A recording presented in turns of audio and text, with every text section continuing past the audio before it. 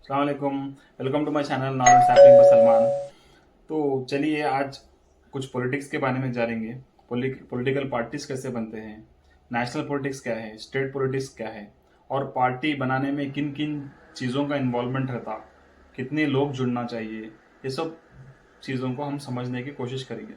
अगर जो कोई भी चैनल को सब्सक्राइब ना करे हैं तो कर लीजिए, और जो कुछ इन्फॉर्मेशन आप तक पहुंच रहा है वो दूसरों तक पहुंचाने की कोशिश करिए, शेयर करिए। तो चलिए आज बात करेंगे हम नेशनल पॉलिटिक्स, स्टेट पॉलिटिक्स और पॉलिटिकल पार्टीज कैसे बनते हैं। फर्स्ट ये जानने की कोशिश करेंगे कि पार्टीज कैसा बनाए जाते हैं। तो जो पॉलिटिकल पार्टीज है वो कैसे बनते हैं, कितने लोग चाहिए होता, तो ये सब चीज़ों को हम जानेंगे। तो एक पार्टी बनाने के लिए आपको 15 से 20 लोग भी काफ़ी है, जो कि सेम जो है सोच रखने वाले, जिसका विजन और मिशन सेम हो, जो कि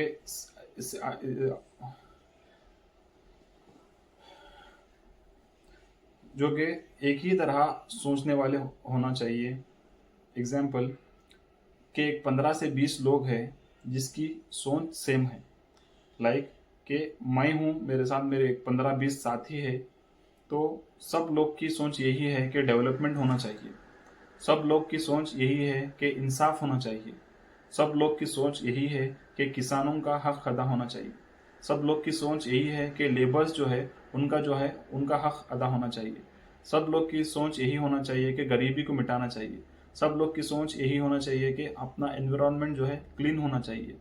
तो ये सब जिसकी जो सोच है, जो सेम सोच है, उन लोग मिलके एक पार्टी बनाने की कोशिश करते हैं और वो पार्टी बन भी जाती है, जिसको फर्दर लोग एडअप होते जाएंगे। लाइक एक थोड़ा ग्रुप जो है एक सेम आइडियोलॉजी, सेम विजन और मिशन से अपना एक पार्टी वजूद में लाने की कोशिश कर रहे हैं। तो उसके बाद एक आइडियोलॉजी आपने डिसाइड कर लिया है कि हम ये सब चीज़ें करेंगे। उसके बाद में लोगों को आपके तरफ तवज्जो दिलाने की कोशिश करेंगे, जैसा कि आप वॉलंटियर्स को हायर करेंगे और वॉलंटियर्स को ले लेंगे अपने पार्टी के अंदर। और आपके पास जो सपोर्टर्स है, आपकी जैसी सोच है वैसी सोच जो रखने वालों को आप अपने पास बुला लेंगे। और आपका जो पैगाम है, आपका जो मैसेज है, वो पब्लिक जो आवाम है, आवाम तक पहुंचाना जो है वॉलंटियर्स और सपोर्टर्स की जिम्मेदारी रहती कि वो लोग आपका जो मैसेज है, आपकी पार्टी का जो मैसेज है, वो लोगों तक पहुंचाए।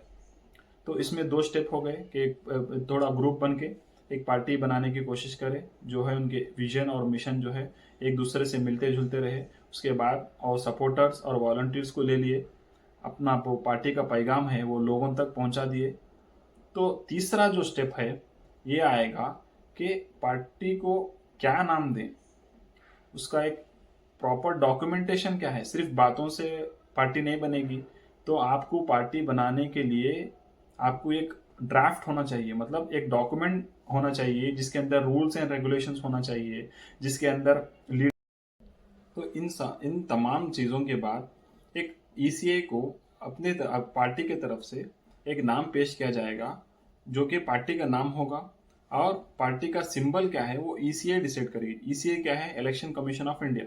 तो तमाम जो सियासी पार्टियां हैं, पॉलिटिकल पार्टीज है, तो अपने पॉलिटिकल लीडर्स, अपने सपोर्टर्स, अपने वॉलंटियर्स, सबका डाटा डाटा पूरा ईसीए के पास रहेगा। उनके बैंक अकाउंट्स, उनके ट्रांजैक्शंस, कहीं करप्शंस तो नहीं आ रहे। तो इलेक्शन के टाइम पे बहुत क्रूशियल चीज़ें हैं, सब बहुत इंपॉर्टेंट चीज़ें हैं। तो इन सब चीज़ों को नज़र रखते हुए ईसीआई जो है अब एक पॉलिटिकल पार्टी को एक पार्टी घोषित करने के लिए एक सिंबल देगा, जो कि आप दूसरे पार्टीज को देखे होंगे कि आप कांग्रेस की पार्टी हो या बीजेपी की पार्टी हो, आम आदमी पार्टी हो या फिर तृणमूल कांग्रेस हो, जो कुछ भी हो, हर पार्टी को अपना अपना एक सिंबल दिया गया है, वो ईसीआई के जरिए से दिया गया है। ईसीआई के थ्रू ये सिंबल मिला है। तो ये होगा पार्टी का नाम, पार्टी का सिंबल, पार्टी का डॉक्यूमेंट जो है, जो लीडरशिप है उसका रूल्स रेगुलेशंस है वो, और पार्टी का विजन और मिशन क्या है, वो क्या करेंगे, वो सब कुछ इसके अंदर मौजूद है। तो लास्ट फाइनल स्टेप इसमें क्या है? इलेक्शन के टाइम पे ऑन फील्ड आप कितने लोग को उतारेंगे, कौन से कॉन्स्टिट्यूंसीज आप ऑक्यूपाई करना चाह रहे हैं, कौन से कॉन्स्टिट्यूंसी के अंदर आपका सपोर्ट अच्छा है, तो उन सब चीज़ों को एक लीडर जो है, एक पार्टी के जो हेडक्वार्टर्स के अंदर ये सब डिसीजन होने के बाद पब्लिक इन्फ्लुएंस कौन से लीडर को ज़्यादा है, उस हिसाब से पार्टी डिसाइड करेगी कि कौन सा लीडर कहाँ पे लड़ना सही है। तो ये सब कुछ होगा आप जो एक पार्टी बनाने से लेते हुए कितने लोग चाहिए, सपोर्टर्स, वॉलंटियर्स, पार्टी का मेन मुद्दा क्या है, पार्टी के रूल्स एंड रेगुलेशन जो डॉक्यूमेंट क्या है, पार्टी के सिंबल कहाँ से मिला, पार्टी इलेक्शन कब लड़ेगी और कितने लोग के साथ इलेक्शन लड़ेगी, ये सब कुछ इसमें कवर हो चुका। उसके बाद में एक टॉपिक है जो कि स्टेट पॉलिटिकल पार्टीज कौन से हैं और नेशनल पॉलिटिकल पार्टीज कौन से हैं। नेशनल पॉलिटिकल पार्टीज बनने के लिए क्या क्राइटेरिया है, क्या रूल्स है जो कि नेशनल पॉलिटिकल पार्टी कहलाती है, और स्टेट पार्टी के लिए क्या रूल्स चाहिए जब वो स्टेट पार्टी कहलाती है। तो ये हम जानेंगे आज। नेशनल पॉलिटिकल पार्टी जो कि नेशनल इकोनॉमी के अंदर, नेशनल ओवरऑल इंडिया, ओवरऑल कोई भी कंट्री ले लो आप, तो उसके अंदर पूरे कंट्री के अंदर ऑपरेट करेगी नेशनल पॉलिटिकल पार्टी। तो उसके क्राइटेरिया भी है, चंद क्राइटेरिया है, वो हम आगे देखेंगे। तो ये हो गया आपको नेशनल पॉलिटिकल पार्टी जो कि कंप्लीट नेशनल के अंदर, उसके कंप्लीट नेशन में उसका इन्फ्लुएंस रहेगा। स्टेट पॉलिटिकल पार्टी जो है ओनली स्टेट के हद तक रहेगी, जैसा कि आप आंध्र प्रदेश ले लो, तेलंगाना, महाराष्ट्र, कर्नाटका, ओडिशा, वेस्ट बंगाल, जो भी है अपने अपने जो पॉलिटिकल पार्टीज है अपने स्टेट के पार्टीज है, वो अपने स्टेट के लैंग्वेज के लिए लड़ेंगे, अपने स्टेट के कल्चर के लिए लड़ेंगे, अपने स्टेट के जो भी रिसोर्सेस है उसके लिए लड़ेंगे, अपने स्टेट के जो पब्लिक है, अपने स्टेट के जो एम्प्लॉयमेंट है उसके लिए आवाज़ उठाएंगे, वो स्टेट पॉलिटिकल पार्टीज होंगे। अब उनका भी क्राइटेरिया है कब स्टेट पॉलिटिकल पार्टी कहलाती है, नेशनल पॉलिटिकल पार्टी कब कहलाती है और स्टेट पॉलिटिकल पार्टी कब कहलाती है। पहला हम जानेंगे कि नेशनल कब कहलाती है। नेशनल पॉलिटिकल पार्टी बनने के लिए कम से कम 4 स्टेट्स में उसकी पार्टी मौजूद होना चाहिए और एक्टिव रहना चाहिए। कम से कम 2 से 3 एमपीज होने चाहिए या फिर 2 से 3 एमएलए होना चाहिए। उसका 6% जो है वोट शेयर होना चाहिए वो स्टेट के अंदर, जब जाके वो नेशनल पार्टी कहलाती है। क्या है, 3 एमपीज या फिर 3 से 4 एमएलए और 6% वोट शेयर रहा तो वो नेशनल पार्टी कहलाती है। और 4 स्टेट में रहना कम से कम जरूरी है। 4 स्टेट में कांग्रेस हो या बीजेपी हो या कोई भी दीगर नेशनल पार्टी हो, 4 स्टेट्स के अंदर उसके एमपीज रहे, 4 स्टेट्स में उसके एमएलए रहे और उसका वोट शेयर कम से कम 6% वोट शेयर हो, जब जाके वो नेशनल पार्टी कहलाती है। जैसा कि बीजेपी है, कांग्रेस, आम आदमी पार्टी, सीपीआई, ये सब पार्टीज नेशनल पार्टीज कहलाते हैं क्योंकि उनके पास वोट शेयर है, उनके पास लोकसभा के सीट्स है, उनके पास असेंबली में एमएलए है। तो ये होगा नेशनल पार्टी। तो सेकंड जो है स्टेट पार्टी। स्टेट पार्टी का ऑलमोस्ट सेम ही है। स्टेट के अंदर कम से कम 3 से 4 एमएलए होना चाहिए और उनका vote share 5 to 6% vote share होना चाहिए।